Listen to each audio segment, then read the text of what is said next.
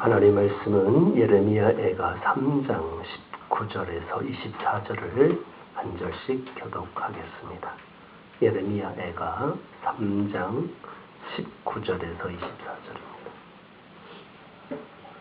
내 고초와 재난 곧 쑥과 담즙을 기억하소서.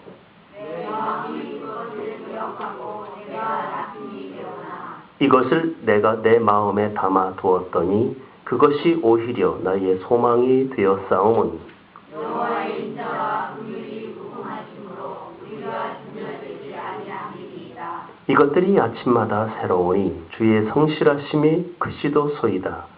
내 심령에 이르기를 여호와는 나의 기업이시니 그러므로 내가 그를 바라리라 하도다. 아멘.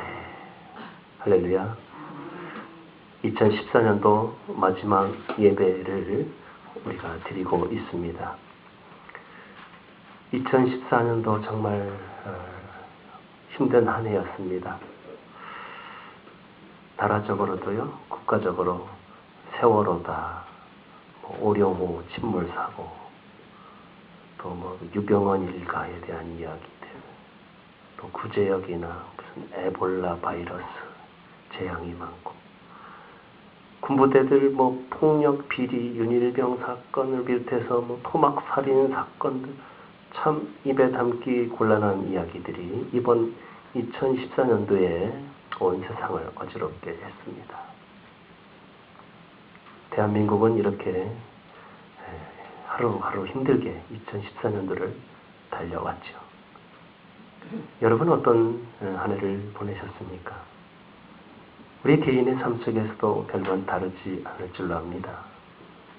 여러 가지 건강의 문제라든지 경제적인 어려움, 또 관계의 어려움, 개인적인 내면의 갈등들, 복잡한 한 해를 분명히 살아왔을 것입니다. 그럼에도 불구하고 우리가 이 마지막 주일에 2014년도 맨 끝자락에서 하나님께 감사하며 예배할 수 있는 것은 그 모든 것들이 다 합력하여서 선을 이루게 하신다는 확신 때문인 줄로 믿습니다. 그때 한순간순간 돌아보면 참 가슴 아픈 사연들이지만 아직 알지 못하는 주님이 나를 향한 그 미래에 대한 앞으로 이 주어질 주님의 그 기대하심에 대한 그 하나님의 계획, 우리가 그것을 아직은 잘 몰라도 그러나 분명한 것은 내 인생의 마지막은 분명히 주께서 승리의 삶으로 나를 인도해 주실 것이다.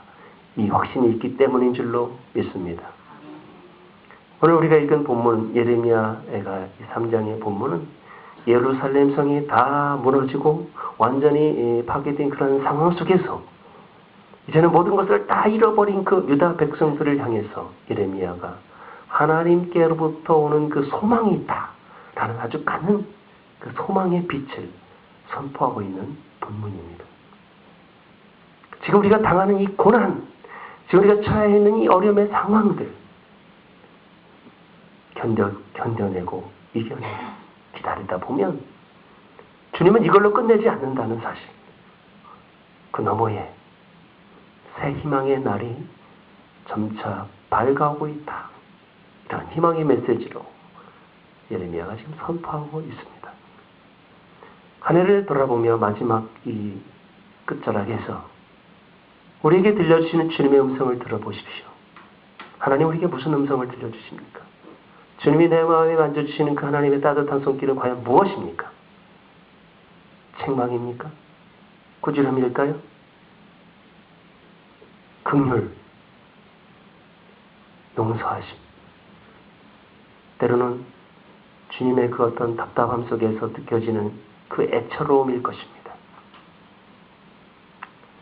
오늘 이런 똑같은 상황 속에서 예레미야가 아무 소망이 없는 그 땅에 희망, 하나님으로부터 오고 있는 그 소망의 빛을 선포할 수 있었던 것, 그 비밀이 무엇일까? 또 그 근거는 또 무엇인지, 이제 우리가 한 해를 마무리하면서 어떤 마음으로 이 다시 주어질 기대감으로 새 해를 맞이해야 할 것인가? 그런 자세로 우리가 주님 앞에 좀 나아가서 그의 음성을 듣고 확신을 가지고 그렇게 새 출발할 수 있는 기회가 될 수 있기를 바랍니다. 오늘 보면은 예레미야가요 굉장히 큰 고난을 당했다라는 사실을 알 수가 있어요. 예레미야는 왜 고난을 당했을까? 오늘 1절 말씀에 보면 여호와의 분노의 매, 하나님께 맞았어요. 때렸어요. 그래서 아팠어요. 유다 백성을 향해서 든 그 하나님의 회초리가 보입니다. 하나님 왜 매를 드셨을까요? 하나님 지금 왜 회초리를 드셨어요? 그 백성들이, 그 사랑하는 백성들이, 그 자녀들이 자기 속에는 옳은 대로 행하였어요. 하나님의 말씀을 제쳐두고 하나님의 뜻과 하나님의 생각은 멀리한 채 자기 방식대로 죄를 지으며 그렇게 우상을 숭배하고 세상 것에 얽매여 있고 하늘보다 땅에 있는 것들에 속하여 살아왔던 그 어리석은 백성들을 향하여 하나님의 분노의 매를 지금 맞았던 것입니다. 근데요, 우리가 1절을 보면 정말 놀라운 단어가 하나 있어요. 하나님의 분노의 매로 말미암아서 고난당한 사람은 누구냐? 선지자 예레미야가 내가 고난당했다는 거예요. 보십시오. 백성들이 죄를 지었어요. 그 백성들이 다 타락했어요.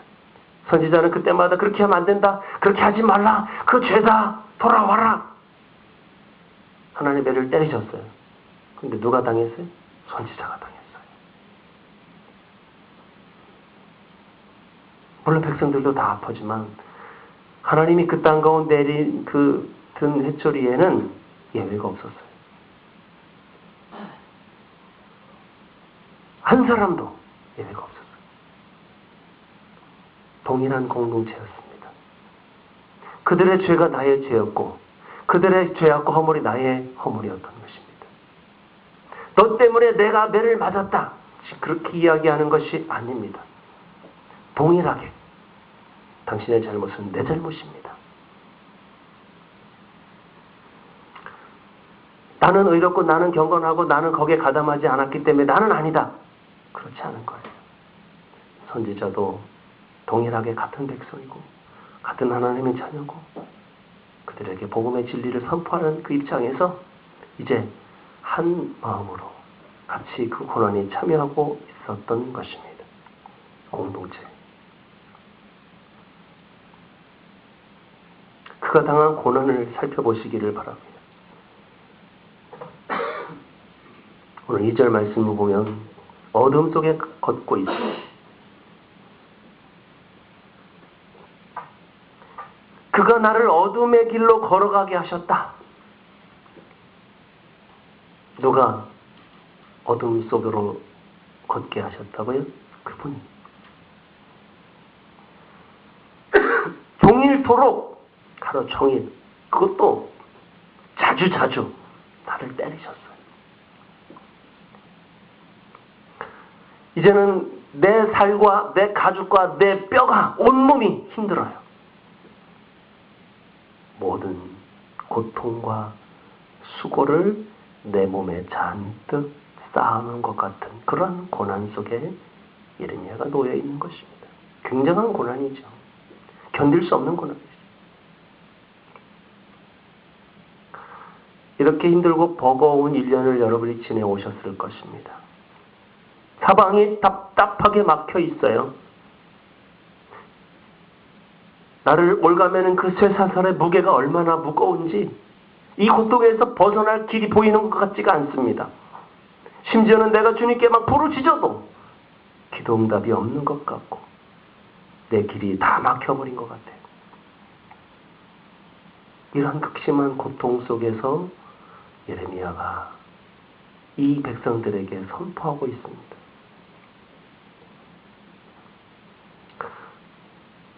우리가 힘들다, 많이 어렵다라고 이야기하지만 정말 이 정도의 어려움이었는가? 물론 그런 동일한 어려움처럼 느낀 분들도 많이 있겠죠. 공감이 되시는 분도 많습니다. 12절을 보면요. 모든 공격의 화살들이 나를 향해 날아오고 있는데 마치 내가 무슨 관역이 된 것처럼 사람들이 모든 시선을, 모든 그런 핑계, 그 원인을 나한테 다 돌리는 거예요. 화살의 관역이 나를 향해 있어요. 내가 죄인이고 내가 나쁜 놈이고 나만 죽일 놈인 거죠.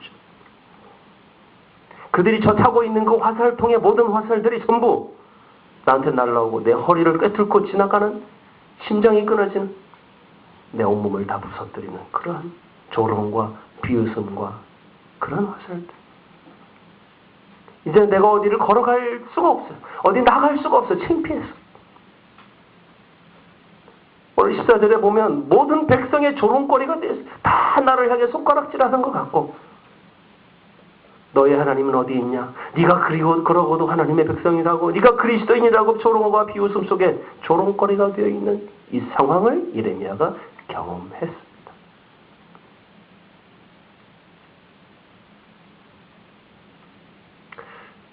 하나님의 백성들일지라도 인생이 그렇게 편안하지 않다는 거예요. 심지어는 선지자의 삶일지라도 그렇습니다.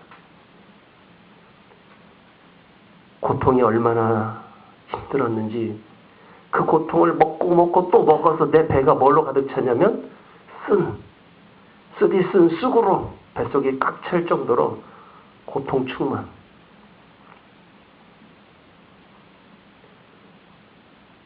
여러분 이런 고통 당해보셨어요? 16절 보면 날아오는 조약돌에 이빨이 다 나갔어요. 그들이 얼마나 나를 찾는지.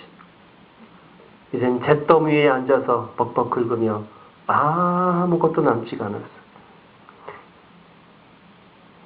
정말 낙심이 되는 것은 내 심령에 더 이상 평강이 없어요. 평강이. 힘이 다 빠져버렸고 소망이 끊어졌다. 18절에 보십시오. 소망이 끊어졌다. 더 이상 살고 싶지 않다. 이게 선지자의 외침, 선지자의 나오는 한탄이었어요. 한마디로 말해서 예레미야는 오늘 19절 말씀처럼 고초와 재난을 맛보았던 것입니다. 가장 쓴 쑥과 담즙을 경험했던 사람입니다.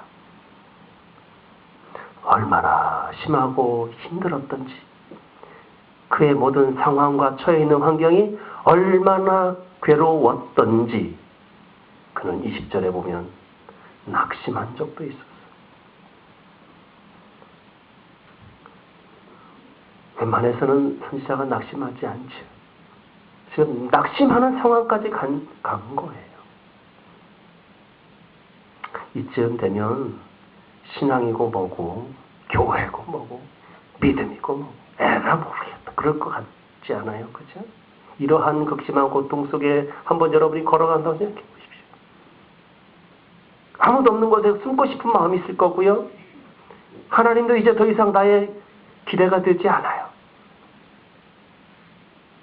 그만 살고 싶은 마음. 어쩌면 우리가 처해 있는 자리가 그와 같은 자리였을지도 몰라요. 그런데 정말 놀라운 사실은요. 우리 21절 한번 읽어보기 원합니다. 21절 같이 한번 읽어볼까요? 시작. 이것을 내가 내 마음에 담아두었더니 그것이 오히려 나의 소망이 되었습니다. 내 마음이 갈기 찢어질 즈음에 오히려 그 낙심이 소망으로 변화하는 놀라운 경험을 하게 됐다는 거예요. 아니 어떻게 이런 일이 가능하지? 어떻게 이런 일이 정말 신기한 체험을 한 거예요. 가장 밑바닥이 그 낙심의 현장에서 갑자기 어느 순간 그것이 소망으로 변하게 되는 그 찰나, 그 놀라운 경험을 예레미야가 한 거예요. 그리고 우리에게 동일한 은혜를 그리고 그 비결을 말씀해 주고 있는 것입니다. 혼인 말씀을 이 아침에 들으면서 우리가 좀 영의 눈이 떠질 수 있기를 바랍니다. 이게 다가 아니다. 다 끝난 게 아니다. 주님은 지금까지 나를 어둠의 길로 인도하시면서 특별히 그 험난한 사망의 음침한 골짜기에 집어넣으셨던 그 이유, 그것은 거기가 다가 아니고 그 뒤에 뭐가 있구나. 그 힌트를 우리가 없는 거예요. 가장 긴 터널. 제가 언젠가 고속도로를 달려가는데요. 한 5분, 7분인가? 굉장히 오랜 시간을 몇 킬로인지 몰라요. 한 20몇 킬로 되는 것. 그 터널이더라고요, 우리나라에. 더 이상 길에 나올 것 같지 않은 어둠의 터널. 하지만, 환한 새로운 세계가 있다는 거예요. 그 터널 끝에. 내 인생도 마찬가지겠죠? 그러면 우리가 어떻게 이 낙심이 되는 상황 속에서 소망으로 변하게 되는 이 놀라운 경험, 그렇게 할 수 있는 근거가 도대체 뭐냐는 거예요. 그 비결이 뭐냐? 그 이유가 뭐냐는 거예요. 그냥 막연한 그런 어떤 기대일까요? 그렇게 됐으면 좋겠다라는 간절한 바람, 그 어떤 바람 때문일까요? 오늘 우리에게 분명히 그 이유를 말씀하고 있습니다. 22절 같이 한번 해봅시다. 시작. 여호와의 인자와 긍휼이 무궁하심으로 우리가 진멸되지 아니합니다. 할렐루야. 하나님의 인자하심과 긍휼이 얼마나 무궁하신지를 알았어요. 보았어요. 경험했어요. 하나님 안 계신 것 같고 기도 응답이 없는 것 같고 나는 하나님과 아무 상관없는 것 같다가 그때 깨달은 사실 하나. 그럼에도 불구하고 하나님의 인자하심과 하나님의 긍휼은 내 생각과 내 경험과 내 기대보다는 훨씬 더 무궁하시다. 그 길이, 그 넓이, 그 깊이가 다함이 없다. 상상 이상이다. 끝없는 하나님의 인자하심. 하나님의 그 확고부동한 사랑. 내가 비록 범죄하였고 내가 비록 실패하였고 내가 실수하였던 그래서 내가 하나님을 볼 면목이 없는 그런 상황 속에서도 주님이 나를 인자한 하나님의 사랑으로 보고 계시다는 사실을 눈물로 만난 거예요. 더럽고 추하고 때 묻은 나를 주님이 내가 그래서 널 사랑하는 거야.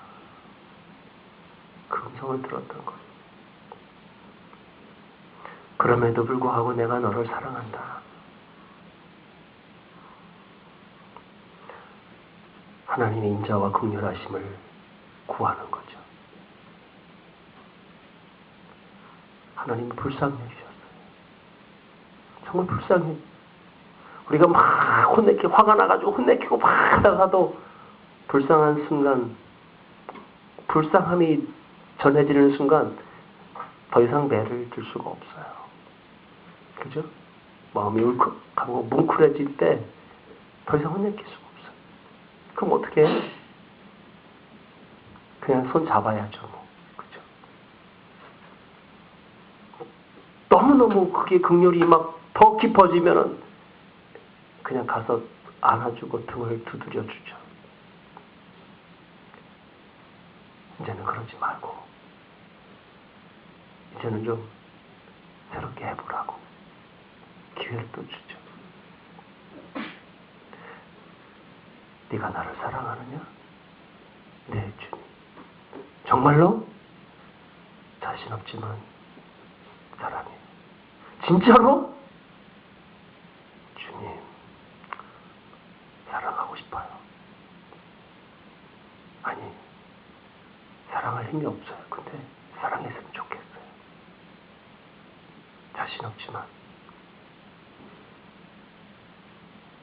순수하고 진실한 마음으로 그 사랑을 고백할 때 아주 작은 고백 앞에 내가 너를 믿는다. 내가 너에게 맡긴다. 내가 너를 통해서 이제 일하겠다.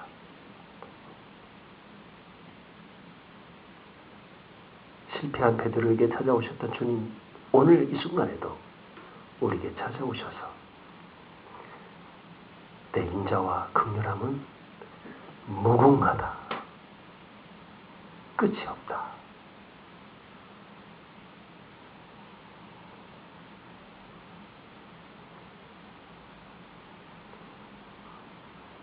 오늘 아침에 우리 가정에 있었던 이야기인데요.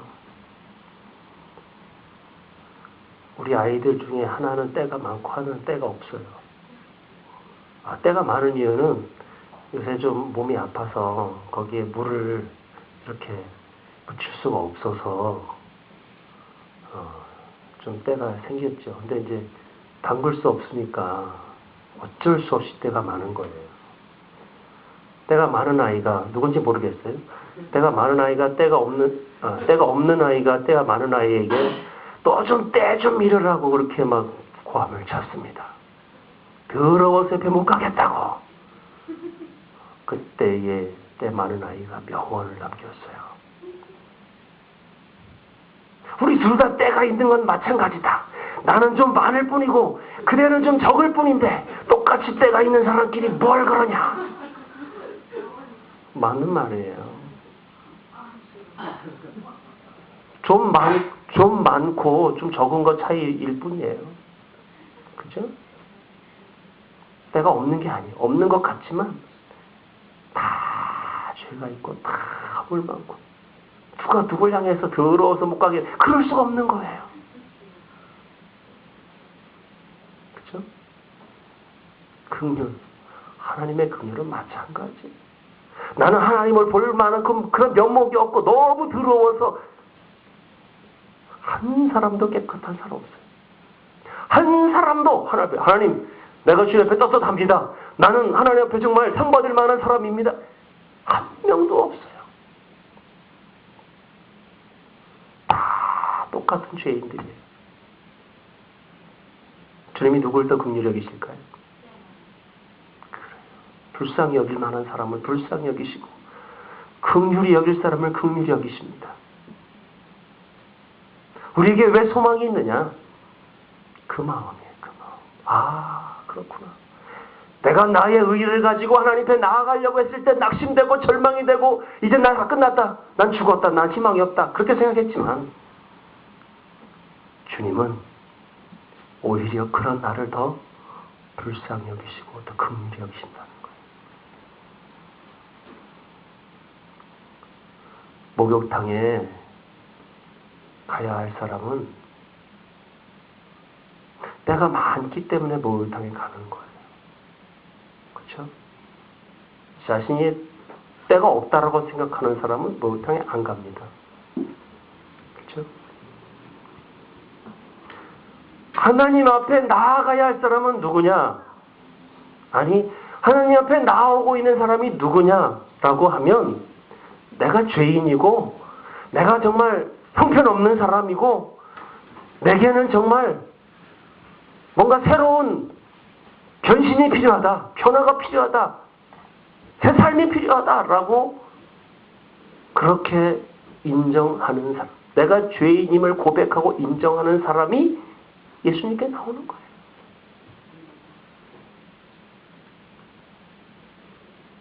이 세상의 모든 사람이 다 똑같은데 그 사실을 받아들이고 인정하느냐 아니면 그것을 거부하고 난 그렇지 않다라고 자기 주장대로 고집하느냐에 따라서 태도가 다른 거잖아요. 그렇죠? 오늘 우리가 왜 소망이 있을까? 내가 누구인지를 알고 또 우리가 나아갈 때 나를 받아주시는 하나님 아버지는 어떤 분이신가에 대해서 그 인식만 가지고 있다면 절망할 필요가 없어요. 내가 주님 앞에 가는데 말이죠. 이런 더러운 놈 싫어 저리 가. 그렇게 안 한다는 거. 오히려 좋아하시지 않겠어요? 그렇죠? 내가 목욕탕 갔는데 당신은 때가 너무 많으니까 저쪽 목욕탕에 가세요. 그럴 거예요? 너무 좋아하는 거예요. 물론 값을 내서도 좋아하겠지만, 그렇죠? 우리 값도 다 지불돼서 공짜가 아니에요. 우리의 구원이 공짜라고요? 천만에요. 그만한 대가를 치른 구원이에요.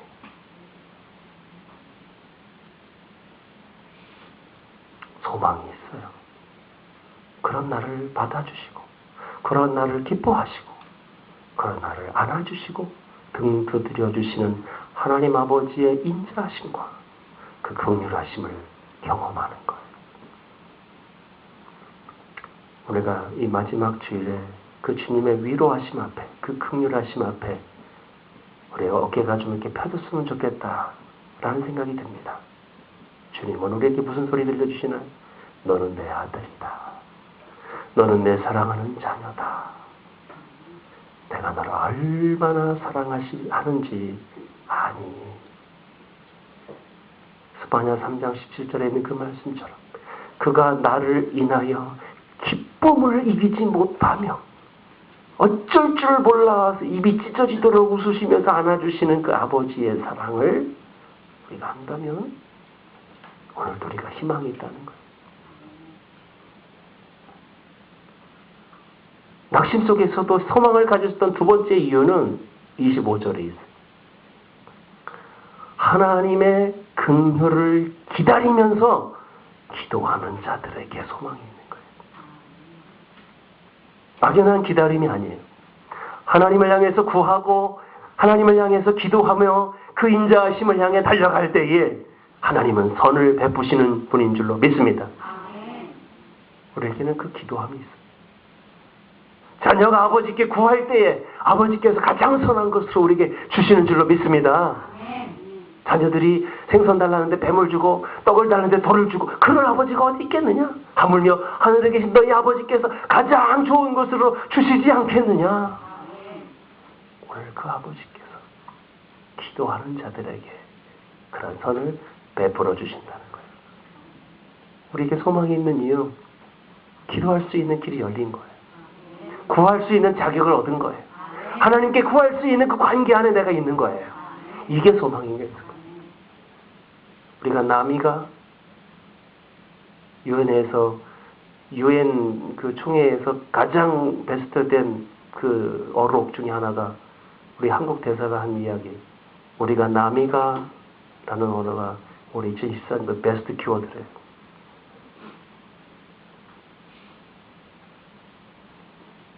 관계 안에서 있다는 관계. 하나님과 나와의 관계는 보통 사이가 아닌 거예요. 소망이 있는 이유. 내가 아버지께 구할 수 있다는 거예요. 기도할 수 있는 게 얼마나 큰 특권인 줄 아세요? 기도조차 할 수 없을 때 절망이 되잖아요. 어디다가 구할 필요가 구할 수가 없을 때 힘이 없어요. 하지만 우리가 기도할 수 있고 내가 간구할 수 있고 내 기도에 응답하신 하나님이 나의 하나님이시고 그 아버지가 나를 사랑하시는 아버지라는 사실이 분명하다면 소망이 있는 거예요. 구하며 기도하는 자들에게 하나님은 긍휼을 여기 베푸시고 하나님의 선을 베풀어 주신다는 사실. 특별히 오늘 31절에 보면 그분은 나를 결코 버리시지 아니하신다는 사실입니다. 할렐루야. 나를 더럽다고 버리지 않아요. 내가 잘못했다고 나를 버리지 않습니다. 내가 범죄하였음에도 불구하고 주님이 채찍으로 나를 때리셔라도 나를 사랑하시는 표적으로 인도하신다는 이 사실. 결코 나를 버리지 아니하신다는 사실. 소망의 이유인 것입니다. 2014년도 어렵고 힘들게 달려왔죠. 내 뜻과 내 기대와 내 결심대로 안 된 적도 많을 거예요. 그것 때문에 좌절하고 그것 때문에 자기 자신이 실망스러울 수도 있어요. 그러나 좋아요. 그 모든 것들이 내 마음에 들지 않을지라도 이게 다 끝난 게 아니라는 거예요. 아버지께서 우리에게 하나님의 선을 베풀어 주실 마지막 또 하나의 희망이 있어요. 그것은 주님이 나를 버려두지 않으시고 포기하지 아니하시고 하나님의 열심으로 내 손 붙잡고 인도하시고 가르쳐 주시고 지시하시고 알려주시기 때문에 그 손 붙잡고 계속해서 끝까지 믿음의 길을 걸어가면 주님 나에게 기대하시는 새 삶으로 새 소망이 우리에게 피어날 줄로 믿습니다. 절망이 오히려 소망이 되는 순간입니다. 절박한 상황 속에서도 나에게는 하나님의 자비와 하나님의 긍휼하심과 나의 기도에 응답하시는 아버지 하나님과의 관계만 확실하다면 절망과 낙심이 변하여 소망이 되는 줄로 믿습니다. 2014년도 우리가 마지막을 좀 거기서부터 다시 정리했으면 좋겠어요. 이 소망을 경험하는 사람들이 되게 원합니다. 이 소망을 경험하고 이 소망을 누려갈 수 있기를 바랍니다. 믿음의 눈으로 약속을 붙잡고 달려가면 전혀 다른 차원의 삶을 이제부터 살아갈 수 있는 거예요.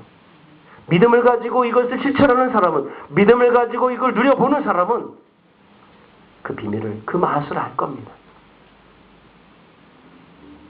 그저 한 귀로 듣고 그냥 내 이야기가 아닌 것처럼 거부하거나 말씀을 붙들지 못할 때에는 아무 의미 없어요. 그러나 주의 말씀이 내게 들려올 때에 주님! 나에게 주시는 하나님의 음성, 주님의 말씀, 내 생명의 말씀,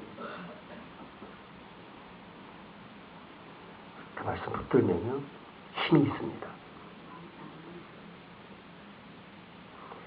어느 날 예수님께서 제자들을 앉혀놓고 이제 내가 죽을 거다. 구체적인 십자가 이야기를 하십니다. 이제 내가 죽을 거다. 사람들이 깜짝 놀랐습니다. 아니, 메시아는 지금 이 상황을 다 타개하고 새로운 왕으로 등극해서 우리의 지배하는 로마를 다 물리쳐버리고 막 이런 기대감. 근데 죽는다는 거예요. 실망. 성경에 보면 그 후로 많은 사람이 예수를 떠나니라. 예수를 버리고 다 떠났어요. 자기가 기대했던 메시아가 아닌 거예요. 거기서 좀 뭔가 얻고 됐지만 이제 더 이상 얻을 게 없다고 생각하는 순간 예수님을 다 버리고 떠났어요. 많은 대부분의 사람들이 다 물러갔어요. 다 떠나갔어요. 그때 예수님이 12 제자에게 이렇게 말씀하셨습니다. 너희도 가려느냐? 너희도 가려느냐? 베드로가 얼른 앞장서 가지고요. 뭐라 그러는지 아세요?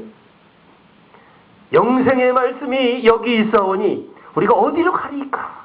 다 버릴지라도 주님 말씀 붙잡고 가겠습니다. 사람들이 떠나든 말든 나는 영생의 말씀이 여기 있는데 내가 그 진주를 발견했는데 난 절대 주님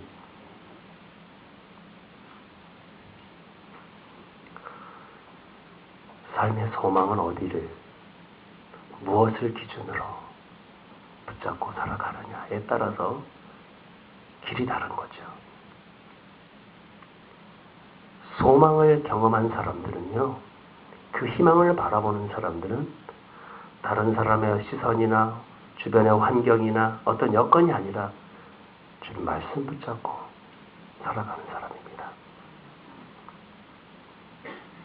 오늘 본문 우리가 읽은 본문에 보면 소망을 경험한 사람들의 특징이 나와요. 어떤 사람들인가 도대체? 내가 살아가기를 원하는, 내가 꿈꾸는, 나도 그렇게 살기 원하는, 내가 소망을 가져보고 소망을 가진 그 사람으로 살기 원하는 그 모습은 도대체 뭐냐? 그리고 그대로 닮아가기를 원합니다.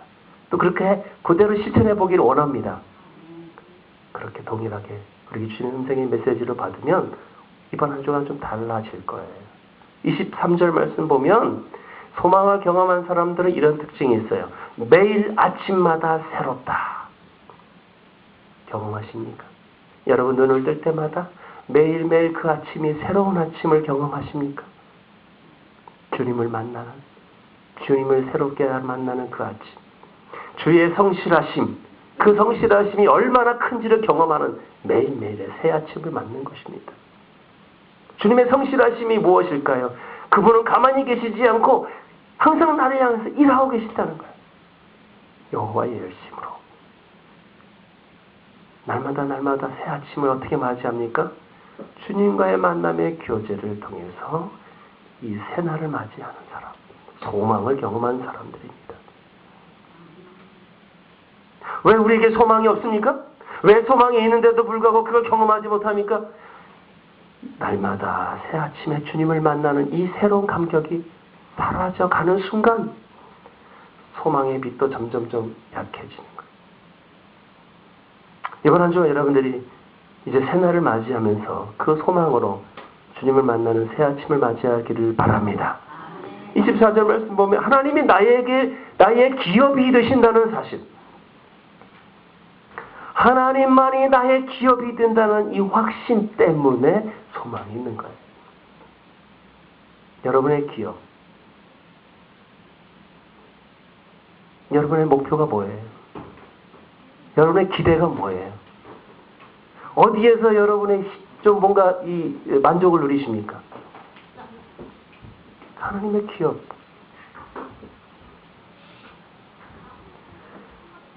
오늘 꼴까닥 죽기 직전에 마지막 한마디 딱 하고 싶은 이야기가 뭐예요?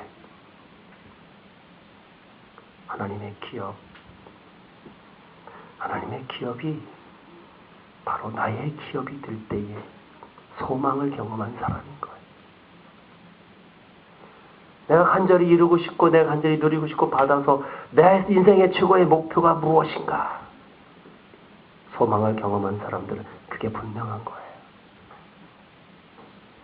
내가 그를 바라리라. 목표가 분명한 거예요. 바라보는 방향이 변함이 없어요. 믿음의 돛대를 향해 달려가다가 엉뚱한 것을 또 바라보다가 땅의 것을 추구하다가 이렇게 살지 않습니다. 내가 그를 바라리다.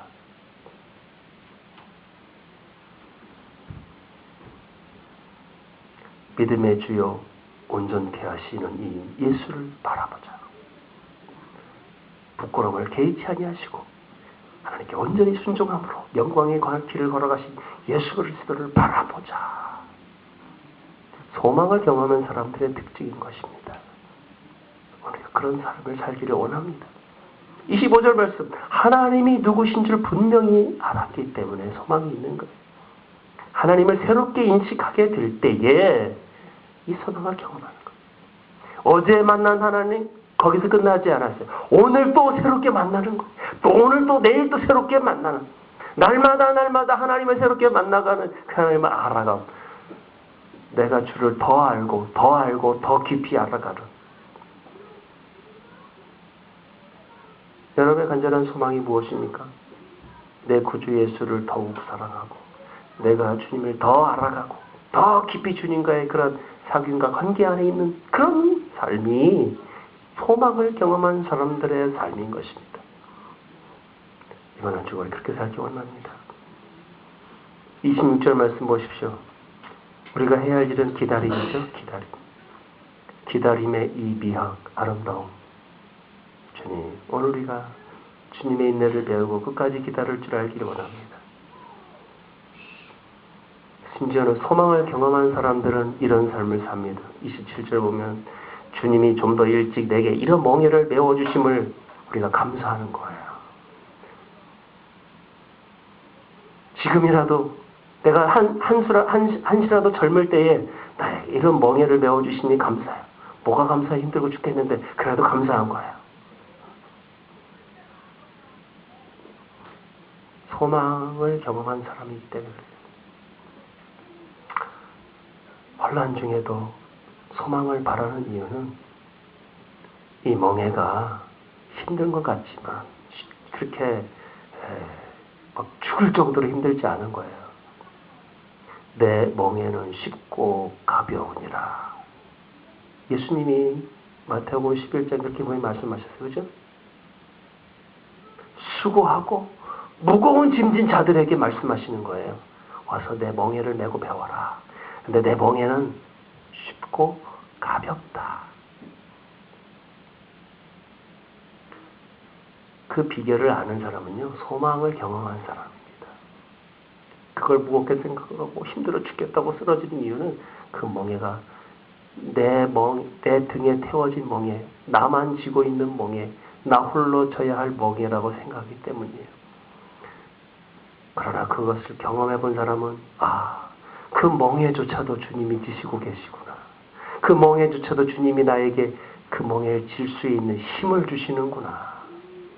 피할 길을 주시고 힘을 주시고 견딜 수 있는 그런 능력을 주시고 결국 그런 과정들을 경험해 나가면서 아주 굵은 제목이 되는 거예요. 단단한, 온갖 추위와 비바람을 견뎌낸 그 굵은 단단한 제목, 아주 큰 건물을 지을 수 있을 만큼 그런, 그저 온실에서 따뜻하게 그냥 부피만 커가지고 잘라보면 아무 힘이 없어요. 똑똑 잘 부러지고. 그러나 비바람을 견뎌내면서 오랜 세월 동안 풍파를 맞이한 그 제목은 귀하게 쓰는 제목인 거예요.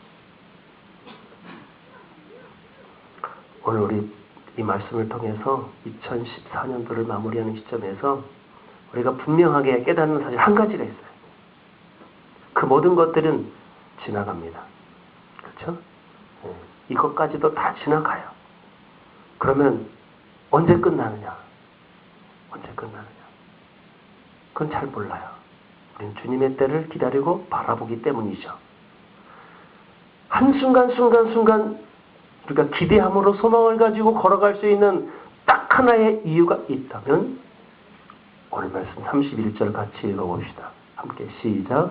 이는 주께서 영원하도록 버리지 아니하실 것입니다. 할렐루야. 주님이 날 버리지 않습니다. 주님이 날 사랑하십니다. 그리고 주님이 구하는 자들에게 좋은 것으로 선을 베풀어 주시는 분인 줄로 믿습니다. 이 믿음의 확신을 가지고 포기하지 마십시오. 흔들리지 마십시오. 낙심하지 마십시오. 나에게도 하나님의 은혜의 빛들 날이 있습니다. 볕들 날이 있어요. 새 날이 옵니다. 나를 향해 다가오는 절망 속에서 피고 있는 희망의 꽃을 여러분을 바라볼 수 있기를 바랍니다. 소망의 주님, 내 주님 잃어버리지 않기 위하여 오늘도 크게 주님을 바라보고 두 눈을 뜨고 주님만 바라보면 주께서 내게 지시하시는 그 인도하심 안에 그 믿음의 길 안에서 승리의 길로 나아가게 될 줄로 믿습니다. 이 시간 같이 한번 기도합시다. 주님, 세상 바라보지 말게 하옵소서. 과거에 연연하지 말게 하옵소서. 사람들의 조롱과 비웃음에 우리의 마음이 낙심되지 않고 오히려 그 가운데 나를 사랑하시는, 나를 향해 부어주시는 아버지의 사랑을 붙들게 하옵소서. 주님의 긍휼과 주님의 인자하심 앞에 우리가 한번 소망을 가지고 기도합시다. 함께 기도합니다. 참 좋으신 하나님,